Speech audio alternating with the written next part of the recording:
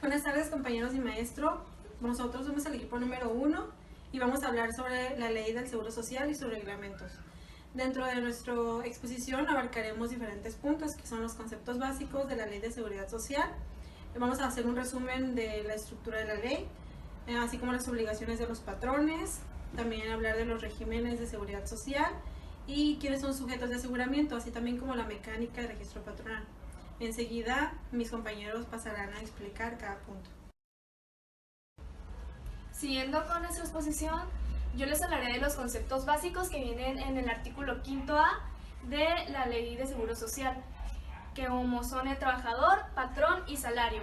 Estos vienen estipulados en el mismo artículo, en la fracción quinta, cuarta y 18.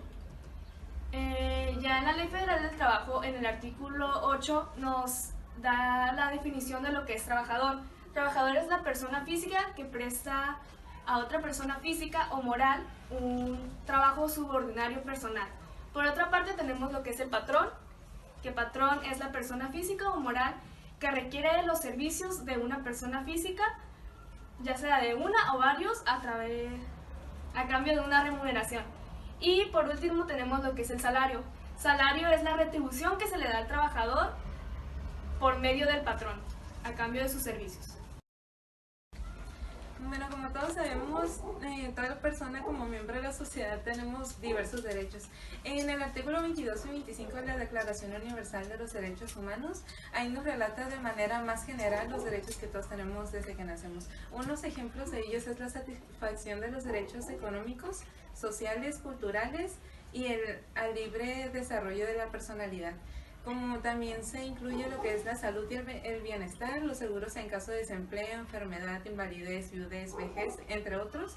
La maternidad y la infancia tienen derecho a cuidados y asistencias especiales. También nos habla de que todos los niños nacidos de matrimonio o fuera del matrimonio tienen derecho igual a la protección social. De ahí seguimos con el artículo 123, apartado A, fracción 19 de la Constitución Política de los Estados Unidos Mexicanos, donde nos dice que la ley del Seguro Social es de orden público y que en ella se comprenden algunos seguros que ya mencionamos antes, como es la invalidez, la vejez, la vida, cesación involuntaria del trabajo, enfermedades, accidentes, servicios de guardería y cualquier otra que sea encaminada a la protección y al bienestar de la persona. De ahí partiríamos a lo que es la ley del Seguro Social, en el artículo 2, donde nos habla que ellos tienen que garantizar el derecho a la salud médica, la protección de los medios de subsistencia, los servicios sociales necesarios para el bienestar individual y colectivo, y por último el otorgamiento de una pensión que en su caso y previo cumplimiento de los requisitos. A este punto hemos hablado mucho de la seguridad social, pero ¿qué es en sí esto? Es el instrumento básico establecido por un sector público de carácter nacional en términos de la ley. Esto viene estipulado en el artículo 4 de la Ley de Seguro Social.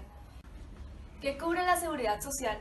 La seguridad social cubre contingencias y proporciona los servicios que se especifiquen en los propósitos de cada régimen particular. Todo esto mediante prestaciones en especie y en dinero, en las formas y condiciones previstas en la ley y sus reglamentos. En las siguientes diapositivas vamos a hablar lo que es la estructura del Seguro Social, que en el título primero habla sobre las disposiciones generales y también que abarcan del artículo 1 al 10. En el segundo título habla del régimen obligatorio sobre los seguros de cesantía y vejez, de invalidez y vida, de los seguros de las familias y de las bases de cotización de las cuotas. En el título tercero del régimen voluntario habla sobre el seguro a la salud para la familia y demás seguros adicionales. En el título cuarto del Instituto Mexicano del Seguro Social habla de las atribuciones al patrimonio y órganos de gobierno de administración. También habla sobre otros tipos de comisiones, por ejemplo de vigilancia, de consejo técnico y la dirección general. Bueno, en el título quinto habla sobre los procedimientos de la caducidad y prescripción. Habla también de los créditos fiscales y de los procedimientos que se tienen que seguir. Y pues en el título sexto también vienen las responsabilidades e infracciones sanciones y delitos. Básicamente son las, cómo se va a regir la persona y de las responsabilidades de las infracciones y sanciones. En estas diapositivas vamos a hablar sobre las contribuciones de seguridad social que están fundamentadas en el artículo 2, fracción 2 del Código Fiscal de la Federación, que viene siendo las aportaciones de seguridad social, que son las contribuciones establecidas en la ley a cargo de las personas que son sustituidas por el Estado por el cumplimiento de las obligaciones fijadas por la ley en materia. En el siguiente artículo 5A, fracción 15 de la Ley de Seguridad Social, son las aportaciones de seguridad social establecidas en la ley, las que están a cargo del patrón. En la aplicación estricta y supletoria, vamos a hablar en la aplicación estricta lo que viene a ser cuáles son el sujeto, el objeto, la base de cotización y la tasa, se dice que es de aplicación estricta porque se cumplen conforme a la ley, se fijan infracciones y sanciones. Y en la aplicación supletoria, básicamente habla sobre lo que se va a tomar en cuenta si es que en dicha ley de seguridad social no vienen establecidos cuáles van a ser las sanciones o las infracciones. Esto estaba fundamentado en el artículo 9 de la Ley de Seguridad Social. Siguiendo con las obligaciones de los patrones, en base al artículo 123A en su fracción 15 de la Constitución Política de los Estados Unidos Mexicanos, establece que el patrón estará obligado a observar, de acuerdo al tipo de negocio que tenga, los preceptos legales sobre higiene y seguridad de las instalaciones, así como también adoptar medidas para prevenir accidentes con maquinaria e instrumentos de trabajo. También como organizar de manera que resulte garantizada la vida y salud de los trabajadores. Así también como en el caso de las mujeres embarazadas, establecer una protección especial para ellas. Siguiendo con las obligaciones especiales de los patrones estipuladas en el artículo 504 de la Ley Federal del Trabajo, menciona como número 1 mantener los medicamentos en el lugar de trabajo, así como tener un botiquín de primeros auxilios y adiestrar a las personas que presten ese servicio. En el punto número 2 dice que en caso de tener más de 100 trabajadores se podría estipular una enfermería en el lugar de trabajo, a diferencia del punto número 1 que nada más se brinda un botiquín de primeros auxilios. En enfermería tienes que tener alguna persona ya capacitada establecida en ese lugar para que se quede y brinde los primeros auxilios inmediatamente y sea aún más equipado el lugar. En el punto número 3 menciona que si la empresa tiene más de 300 trabajadores, tendrá que tener un hospital dentro de la empresa en el que esté una persona capacitada para atenderlo, ya sea cualquier problema quirúrgico o algún accidente mayor, y tener una persona auxiliar para que lo ayude en cualquiera de esos casos. En el punto número 4 nos menciona que se podrá tener contratos con sanatorios cercanos al lugar en caso de requerirse una mayor atención médica del accidente. En caso de algún accidente, la empresa está obligada a mencionarlo de manera escrita o por medio electrónico entre las primeras 72 horas a la Secretaría de Trabajo y Previsión Social, a los inspectores de trabajo y al tribunal, mencionando así el nombre del trabajador, la dirección y los hechos como ocurrieron. Como último punto, menciona que en caso de muerte, dar aviso escrita y de manera inmediata a las autoridades correspondientes. Con fundamento en el artículo 15 de la Ley del Seguro Social, establece los siguientes puntos. Número 1, registrar a los trabajadores ante el instituto dentro de un plazo de los siguientes 5 días hábiles. ¿Qué significa esto? Que tenemos, a partir del día que empezó a trabajar, tenemos 5 días hábiles para poderlo dar de alta. Número 2, registrar lo que son sus nóminas, salario, días que faltó, días extra, para poder registrarlos ante el instituto. Determinar las cuotas obrero-patronales. Significa, ahora sí, que sacar los recibos cada mes, dependiendo del mes que sea, el mes que toca puro IMSS o, dado el caso, que sea IMSS, Infonavit y Afore. Los recibos se pueden sacar la emisión del SUA del ITSE a partir del día 5 de cada mes y tenemos para pagarlo hasta el día 17. Número 4, proporcionar al instituto los elementos de las obligaciones a su cargo. Número 5, permitir las inspecciones. ¿Qué significa? Que debemos permitir al instituto que acuda a nuestro local a corroborar lo que nosotros informamos y que estamos en óptimas condiciones para poder laborar. Número 6, tratándose de patrones que se dediquen en forma permanente o esporádica a las actividades, expedir y entregar a cada trabajador su constancia escrita. Esto significa darle a los trabajadores su comprobante que está dado de alta para que podamos, que ellos puedan comprobar que están dados de alta. Ahora vamos a seguir un formato que es para el alta patronal, que es el formato ARPPM, que es este. Primero nos pide la fecha. Es fecha en que vamos a presentar el aviso y de este lado es la fecha en que va a surgir el efecto del aviso. Por ejemplo, si vamos a presentarlo el día de hoy, pero vamos a empezar labores hasta el siguiente lunes, pues el siguiente lunes es la fecha. Número 2, datos generales del patrón o sujeto obligado. Aquí va los datos de la persona moral, la razón social, el RFC, nombre comercial, tipo de sociedad. Siguiente es el domicilio fiscal. El domicilio fiscal es el que tenemos ante el SAT, es donde se encuentran nuestras oficinas donde laboramos principalmente. El siguiente es la escritura constitutiva, que es donde viene el acta constitutiva, y de ahí nos pide el número de escritura, número de notaría o correduría, lugar y fecha de expedición. En el mismo acta vienen todos esos datos. Normalmente viene en la primera hoja y es fácil de identificar. Siguiente, registro de sindicato en dado caso que llegamos a tener sindicato. Si no tenemos, pues no aplica esa información. Lo siguiente es el representante legal. Aquí el representante legal de la empresa vamos a necesitar diferentes datos. Es su nombre, RFC, domicilio, teléfono, qué poderes tienes, si tiene para actos de administración y hasta dónde abarca lo que es su poder como representante.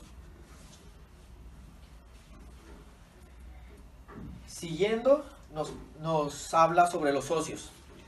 Aquí viene la información de cada socio que tengamos. Viene lo mismo, lo que son nombre, RFC, CURP, domicilio, el domicilio completo de cada uno por separado, dependiendo de los que tengamos.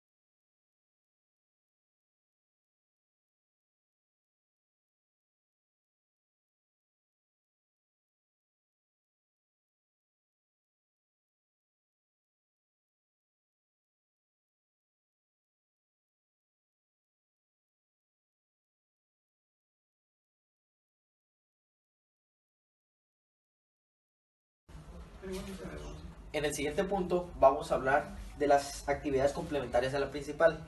¿Qué nos viene? Nos viene si distribuimos o entregamos mercancías a domicilio. Vienen tres opciones, ya sea con transporte propio, con transporte ajeno, o sea que no es de nosotros, que se renta o le pagamos a alguien, y por último, si no distribuimos o no entregamos nada.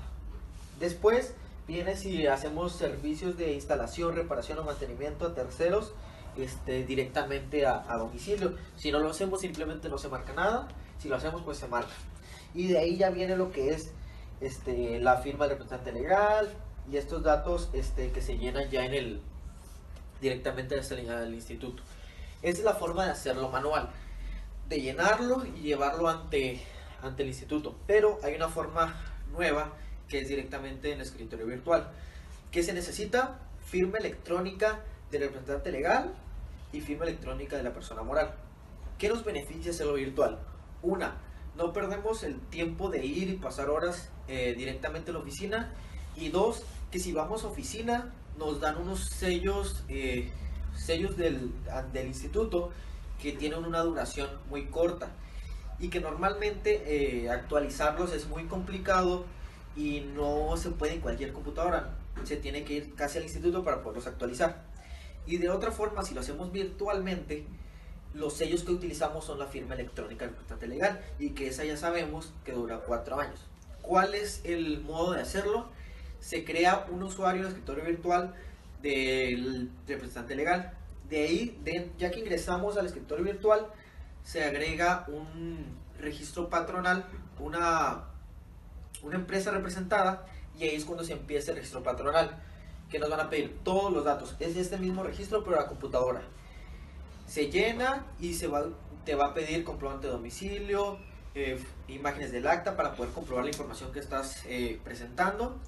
Y ya en el momento que termines, se firma con la firma electrónica. Aquí ya no se firma, aquí se firma manualmente, y la otra firma se firma con la firma electrónica.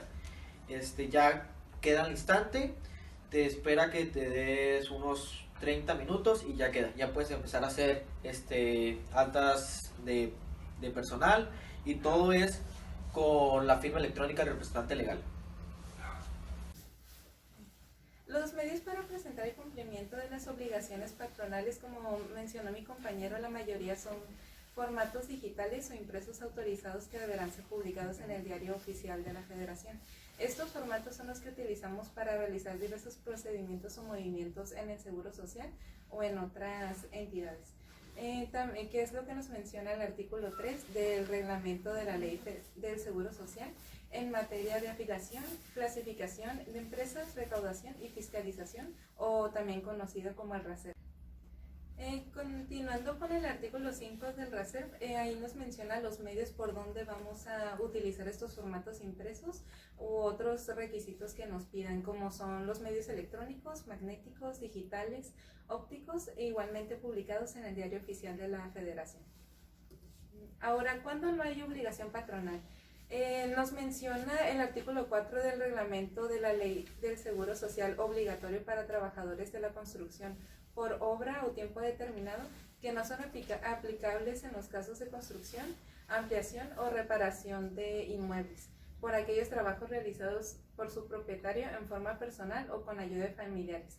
Esto se refiere, por ejemplo, si un vecino quiere remodelar su casa y le pide ayuda a otros vecinos, pero sin darles nada a cambio, o sea, que no sea como trabajo en sí, que es de manera personal.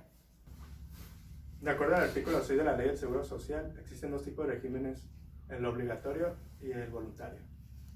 En el régimen obligatorio se comprenden los seguros de riesgos de trabajo. En este se podría entrar como una construcción donde hay mayor posibilidad de peligro. En las enfermedades y maternidad hay algunas empresas donde tienen cuartos especiales donde son guarderías, por ejemplo. En la invalidez y vida, en otras sería el retiro, cesantía en edad avanzada y vejez. Y por último, las guarderías y prestaciones sociales, que esto va relacionado con las enfermedades y maternidad. ¿Quiénes son sujetos al régimen obligatorio? Los trabajadores, los socios de sociedades cooperativas, las personas que determina el Ejecutivo Federal a través del decreto respectivo, y las personas trabajadoras del hogar. Estas se refieren a aquellas que como las mucamas y todo eso, de acuerdo al artículo 311 de la Ley Federal de Trabajo.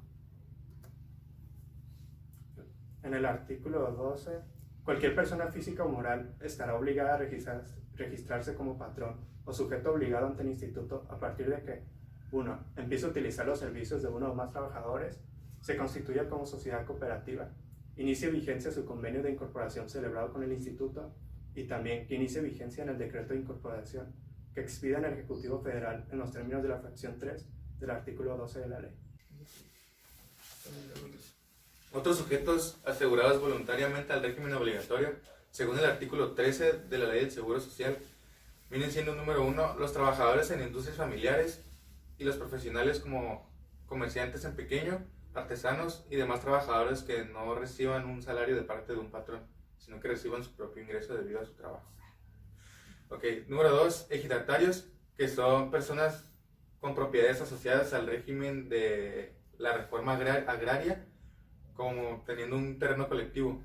Los comuneros, que es parecido a los ejidatarios, pero esos tienen un terreno o una propiedad que es de pasto o bosques. Los colonos, que esos son personas migradas que tienen un establecimiento en una residencia permanente, y pequeños propietarios. Número 3, los patrones, personas físicas con trabajadores asegurados a su servicio. Número 4, los trabajadores al servicio de las administraciones públicas de la Federación, entidades federativas y municipios.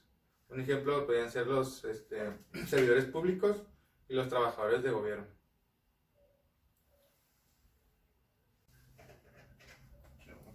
Y en el régimen voluntario, de acuerdo al artículo 240 de la Ley del Seguro Social, dice que todas las familias en México tienen derecho a un seguro de salud para sus miembros, por lo que podrán celebrar con el IMSS un convenio para el otorgamiento de las prestaciones en especie de seguro de enfermedades y maternidad. La mecánica del registro patronal. El patrón o el sujeto obligado, que sea persona física, se le otorgará un número de registro patronal en el Distrito Federal o el municipio donde se encuentre ubicado su centro de trabajo. Si después este mismo se solicita el registro de otra empresa que realice una actividad diferente y no contribuye a los fines que tenga la primera, se le dará un número de registro distinto, cualquiera que sea la localización geográfica del establecimiento de la nueva empresa. Y de igual forma, esto aplicará para el patrón o el sujeto obligado que sea persona moral, ya que a este mismo se le asignará un número de registro patronal por cada municipio en donde tenga un establecimiento o un centro de trabajo, o en el Distrito Federal. Los patrones que realicen de forma eventual actividades de ampliación, remodelación o construcción de las instalaciones propias, se le otorgará un número de registro diferente al que ya tiene su actividad principal. A solicitud por escrito del patrón, o el instituto podrá asignar un registro patronal único o en condiciones diferentes, en la forma y en los términos que se señalen en los lineamientos que para tal efecto expida el Consejo Técnico. En los casos de las sociedades cooperativas, se aplicará un registro patronal para el aseguramiento de sus trabajadores y otro diferente para el aseguramiento de sus socios. El instituto le deberá proporcionar a cada patrón o sujeto obligado un documento de identificación personal. En este documento deberá mínimo tener estos datos: el número de registro patronal asignado por el instituto. 2. El nombre de denominación o razón social completo del patrón o el sujeto obligado. 3. Actividad, clase y fracción. 4. Domicilio. 5. Firma del patrón o representante legal. Y por último deberá tener el nombre y firma de la personas autorizadas por el patrón para representar avisos de afiliación. En caso de extraviar su documento de identificación patronal, el patrón o el sujeto obligado deberá de avisar al instituto de manera escrita de robo, destrucción o extravío del documento para proceder a su reposición, previo al pago correspondiente del mismo. Asimismo, deberá de dar aviso oportunamente al instituto para efectos de su invalidación y reposición de la pérdida y cualquier otra situación que pudiera implicar la reproducción o uso indebido de su número patronal de identificación electrónica.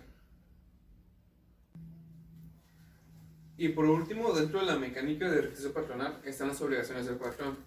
El patrón está obligado a comunicar al instituto cualquier circunstancia que modifique los datos proporcionados anteriormente el mismo. Esto puede ser un ejemplo, la baja de un trabajador o la alta del mismo. Y esto se debe cumplir dentro del plazo de 5 días hábiles contando a partir del primer día que ocurrió este supuesto. Junto a esto debe anexar la documentación comprobatoria y presentada. En su caso, los avisos que se indique la situación de la afiliación de los trabajadores. Y todo esto, la mecánica del registro patronal se encuentra en el RACERF, entre el artículo 13 al 16. Okay. Clasificación de las empresas que se registran por primera vez. Las empresas que se registren por primera vez o las que cambien de actividad deberá autoclasificarse de acuerdo a la actividad dependiendo del riesgo que tengan sus actividades. Determinará la clase a la que pertenecen para efectos de la determinación y pagos de la prima de seguros de riesgos de trabajo. Fundamento en el artículo 20 de la RACERF en la clasificación de las empresas que no tengan una actividad señalada de forma específica en el catálogo de actividades serán determinadas por el patrón o en su defecto por el instituto considerando la analogía o similitud de las actividades del proceso de trabajo y los riesgos de dicha actividad. Y en el artículo 21 se estipula que si el patrón está registrado en el instituto y este mismo está clasificado según su actividad declarada y nuevamente solicite otro registro con una actividad diferente que no contribuye a la primera, se clasificará con independencia de la misma, cualquiera que sea la localización geográfica del centro de trabajo. La determinación de las clases de riesgo de trabajo. Esta se aplica a las empresas que se inscriben por primera vez en el instituto o cambian de actividad económica. En esta se comprende una lista de diversos tipos de actividades, ramas industriales, catalogando las de mayor a menor peligrosidad a las que están expuestos los trabajadores. A solicitud del patrón, el instituto le asignará un registro patronal por cada una de las clases señaladas en el artículo 73 de la Ley del Seguro Social. En la tabla que les mencioné se divide en 5 clases. Todas estas clases vienen en porcentajes. La primera clase es 0.54355, la segunda es 1.13065, la tercera es 2.59840, la clase cuarta es 4.65325 y la clase quinta es 7.58875. Para concluir el tema de nuestra exposición, tenemos que el Seguro Social es un instrumento de servicio público que se le otorga a cada trabajador por medio de las obligaciones correspondientes a cada patrón. Estas vienen estipuladas en la ley y son de conocimiento público para que se cumplan de manera adecuada y todos los usuarios se beneficien sin restricción alguna.